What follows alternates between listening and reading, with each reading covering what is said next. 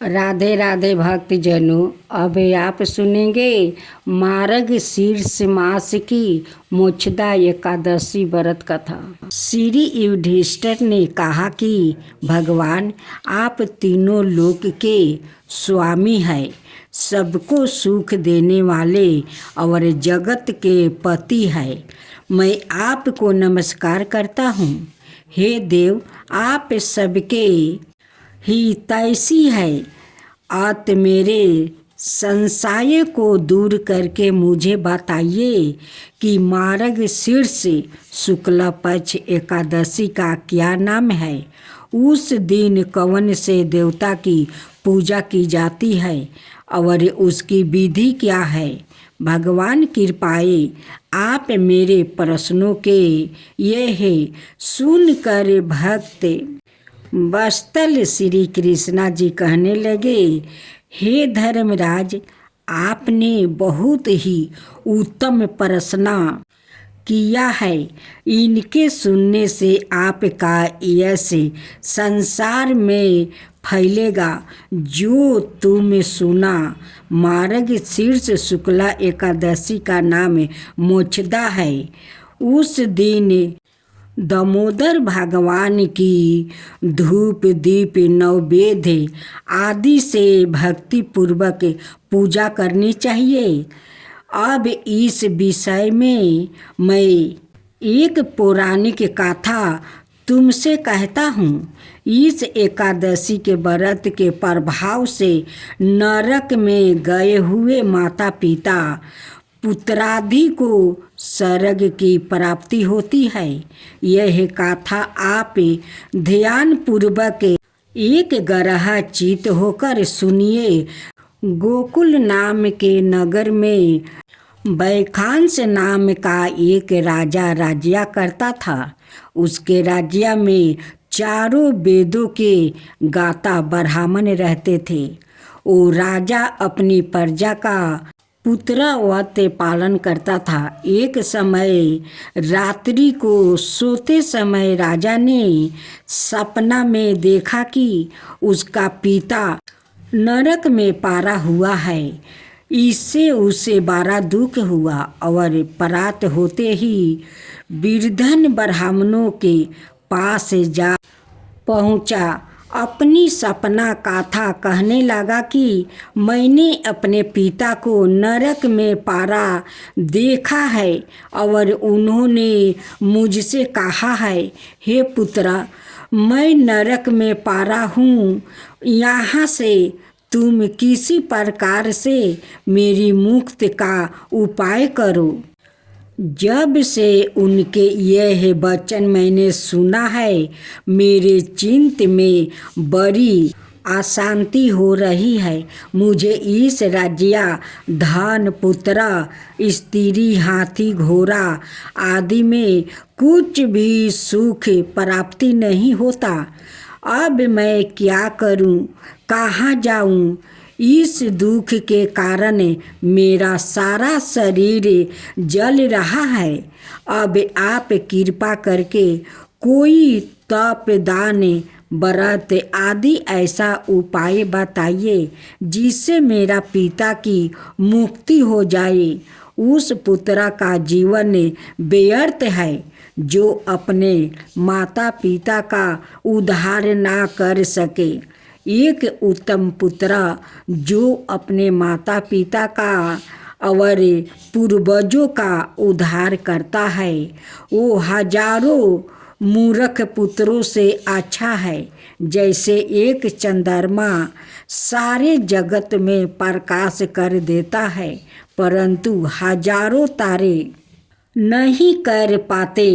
राजा के ऐसे वचन सुनकर ब्राह्मण कहने लगे कि हे राजन, यहाँ समीप ही भूत, भविष्य, वर्तमान के गाता पर्वत ऋषि का आश्रम है।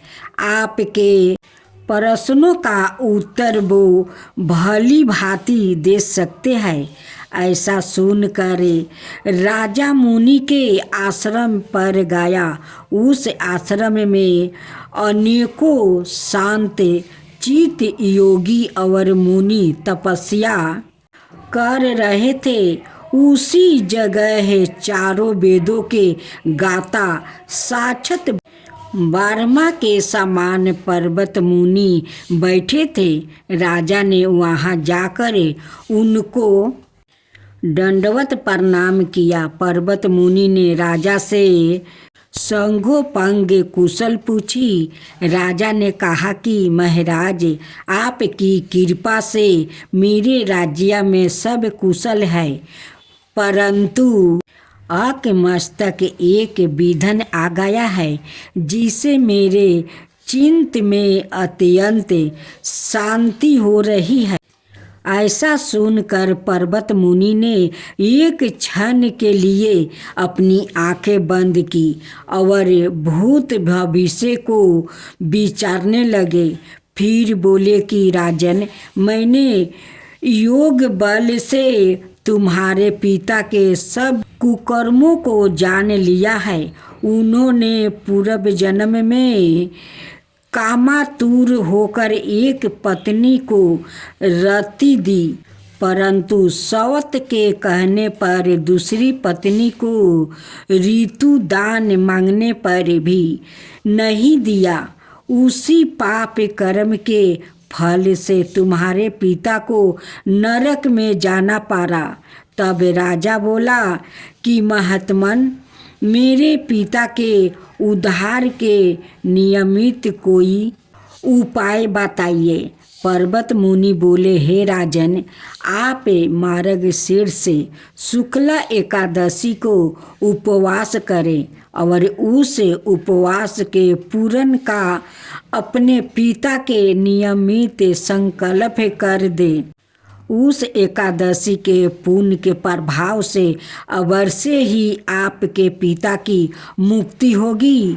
मुनि के वचनों को सुनकर राजा अपने महल में आया और कुटुंब सहित इस मोक्षदा एकादशी का व्रत किया।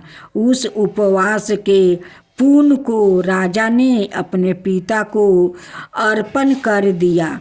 उस पुण्य के प्रभाव से राजा के पिता को मुक्ति मिल गई और वो स्वर्ग में जाते हुए अपने पुत्र से कहने लगा, हे पुत्रा, तेरा कल्याण हो। यह कहकर राजा का पिता स्वर्ग चला गया। मार्गशीर्ष मास के शुक्ला पक्ष की इस मोक्षदा एकादशी का जो व्रत करते हैं, उनके समस्त पाप नष्ट हो जाते हैं और अंत में स्वर्ग लोक को पाते हैं। इस व्रत से बढ़कर मोक्ष देने वाला और कोई व्रत नहीं है।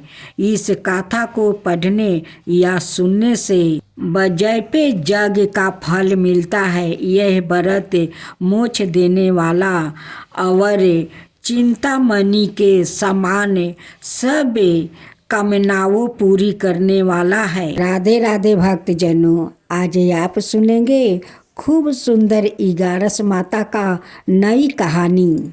एक गांव था। उस गांव में एक सुमन नाम की औरत रहती थी।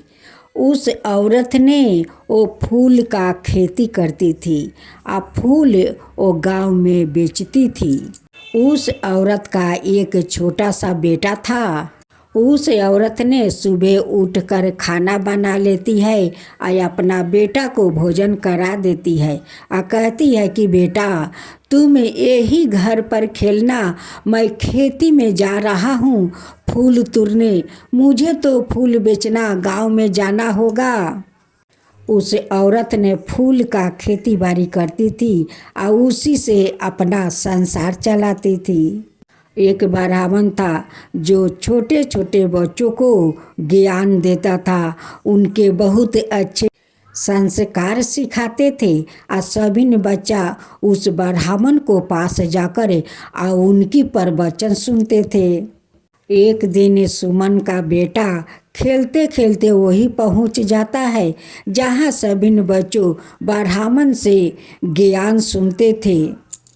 सुमन जब फूल बेच के आती है वो भोजन बनाती है। बनाने के बाद वो अपना बेटा को ढूंढने जाती है। जाकर देखती है कि उनकी बच्चा उस ब्राह्मण के पास से बहुत सारे बच्चे बैठकर वो ज्ञान सुन रहा था। वहीं पर सुमन का बेटा भी सुन रहा था। सुमन वहाँ पर आती है और सुमन के देखकर वहाँ पर एक लड़की जो थी वो अनाथ थी। उनकी अपना कोई नहीं था। वो कभी अपना माता पिता को वो नहीं देखी और नहीं जानती थी वो कौन है, उनकी माता पिता कौन है, वो उनका कुछ भी ज्ञान नहीं था। वो लड़की आती है सुमन के पास और कहती है कि मैं भी आपके घर चलूँगी, मेरा तो कोई नहीं है। सुमन उस लड़की को लेकर अपना घर तो आती है, लेकिन अपना बेटा से ज़्यादा उस लड़की से प्यार नहीं करती है। उन्हें भोजन तो खिला देती है, लेकिन घर के अंदर बिस्तर पर सोने नहीं देती है। वो कहती है कि तुम बाहर एक चादर बिछाकर वहीं पर सो जाओ। अब उस लड़की भोजन करती है और बाहर एक चादर बिछाकर वो सो जाती है। एक दिन सुमन का बेटा और लड़की दोनों उस ब्राह्मण के पास आया ज्ञान सुनने। ब्राह्मण देव सभी बच्चों से कहते हैं कि देखो बच्चों, अपना अपना घर से जो तुम्हार समर्थ हो वही दक्षिणा मुझे ला कर दो। आज का दिन दान करना बहुत शुभ माना जाता है। आज एकादशी है और एकादशी के दिन सभी लोग अपना घर से दक्षिणा लेकर आते हैं और ब्राह्मण को दान देते हैं। तो बच्चों लोग अपने अपने माता पिता से जो समर्थ हो वही लाना और मुझे दान देना। सभी बच्चों अपने अपने घर जाते हैं और अपना अपना माँ से कहते हैं कि माँ आज तो एकादशी है। अब ब्राह्मण देव कहते थे कि सब बच्चों अपने अपने घर से जो समर्थ हो वही लाकर मुझे दान दो। आज एकादशी है माँ, आज ब्राह्मण देव को कुछ देना होगा। सभी माँ अपने अपने बच्चों को दक्षिणा देती है, कहती है कि ले जाओ जाओ ब्राह्मण देव को दे दो। वो लड़की जाकर कहती है कि माँ सभी बच्चों तो दक्षिणा लेकर जाते हैं, मुझे भी दीजिए, मैं भी ब्राह्मण देव को दक्षिणा दूंगी। कहती है सुमन कि मेरे पास अभी पैसा नहीं है, जा तू अपना माँ से मांग ले। कहती है कि मेरी माँ कहाँ है, मैं तो कभी माँ को देखा नहीं। कहती है कि जा उस जंगल में तेरे माँ है, अपना माँ से दक्षिणा मांग लेना। वो बच्ची सच मानकर वो जंगल में जाती है और माँ माँ कहकर पुकारती है। उसी समय 11 माता आ जाती है, एक औरत का रूप धारण करते हुए। कहती है कि क्या है बेटी, क्या बात है, तुम मुझे पुकार रही हो। कहती है कि माँ आज सभी माँ अपने अपने बच्चों को दक्षिणा दिया है, आज एकादशी के दिन है, सभी लोग ब्राह्मण को दक्षिणा दान करेंगे, मैं भी दान दूंगी, मुझे दक्षिणा दो माँ। 11 माता उस बच्ची को एक थैला देती है। उस थैले में बहुत सारा सोना का मोहर था। वो बच्ची वो टोपला को खोली नहीं और वो ले जाकर पोटली उस ब्राह्मण को दे दी। ब्राह्मण देव वो अपने लाठी में बांध लिया। कहते हैं कि मैं इस पोटली को अपना घर ही जाकर खोलूँगा।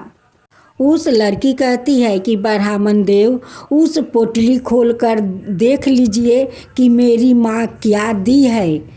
ब्राह्मण देव कहते हैं कि बेटी रहने दो, मैं घर जाकर वो पोटली खोलूँगा। ब्राह्मण देव तो पोटली लेकर अपना घर चले जाते हैं और जाकर उस पोटली को खोलते हैं। उस पोटली में देखते हैं कि बहुत सारा मोहर है। फिर जब दूसरा दिन ब्राह्मण देव आते हैं, सभी बच्चों ब्राह्मण के पास जाते हैं। ब्राह्मण देव उस बच्ची से पूछते हैं कि बेटी ये पोटली तुम्हारा माँ दी थी। कहती है कि हाँ मेरी माँ दी थी। ब्राह्मण देव कहते हैं कि बेटी उस माँ से मिलाओगी। लड़की कहती है कि हाँ मैं अपना माँ से मिलाऊंगी। मेरी माँ घर में नहीं रहती है, मेरी माँ तो जंगल में रहती है, वन में। मैं वन में ले चलकर आपको मिलाऊंगी। ब्राह्मण देव उस लड़की के साथ जाते हैं और उस वन में जाकर वो माँ माँ कहकर पुकार रही थी। 11 माता फिर अपना रूप एक औरत को धारण किया, आया कर कहने लगी कि बेटी क्या बात है, तुम पुकार रही हो, क्या बात है कहो। कहती है कि माँ देखो ये ब्राह्मण देव आपसे मिलना चाहते हैं। ब्राह्मण देव तो देखते ही 11 माता को पहचान गया और जाकर उनकी पैर पर गिर पड़ा। गिर कर कहने लगे कि माँ आज मुझे मिल गया, माँ मुझे मिल गया, आपका दर्शन मिल गया माँ, आपका चरण मिल गया माँ, चरण मिल गया।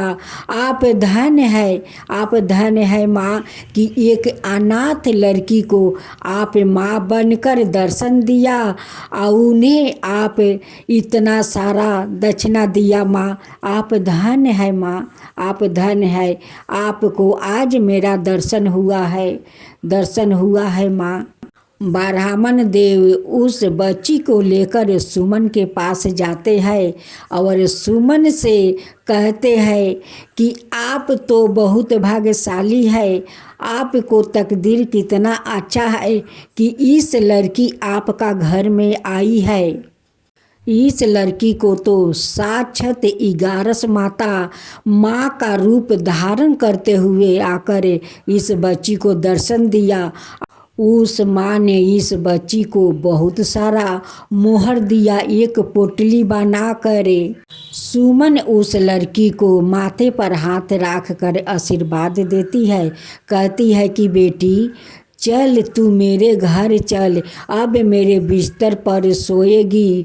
तू मेरा लक्ष्मी है, तू मेरा 11 है, चल तू आज से मेरी बेटी है, मेरा तो कोई बेटी नहीं है, तू मेरा बेटी है। ब्राह्मण देव आधे मोहर लेकर उस बच्ची को देते हैं कि 11 माता ने इस मोहर को दी है तो इस मोहर से आधे मैं लेता हूँ, आधे मोहर आपको देता हूँ। उस मोहर से सुमन तो बहुत धन्यवान बन गई। उधर ब्राह्मण देव बन गया, इधर सुमन बन गई। उस दिन से सुमन उस लड़की को बहुत प्यार करने लगी। हे 11 माता, जैसे आप उस लड़की को माँ का रूप में दर्शन दिया, उन्हें दक्षिणे में मोहर दिया, वैसा ही सबको दर्शन दीजिए, सबको वैसा ही पुटली दीजिए, वैसा ही सबका धन दीजिए, सब पर कृपा कीजिए। हे 11 माता सब पर कृपा कीजिए। 11 माता की जय हो, 11 माता की जय हो।